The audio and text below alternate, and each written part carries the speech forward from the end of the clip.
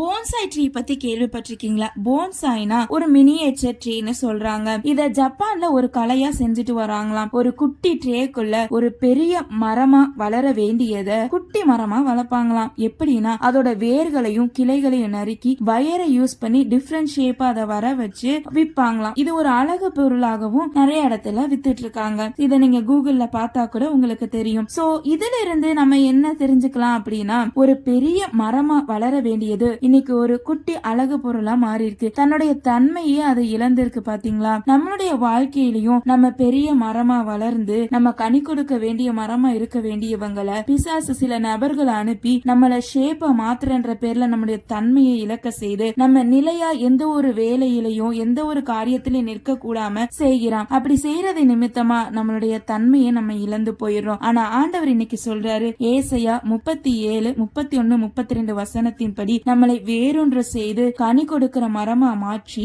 நம்மள பலருக்கும் பிரயோஜனம் உள்ளவங்களா மாற்றுவாரு. சேனைகளின் கர்த்தருடைய வைராக்கியம் இதை செய்யும்.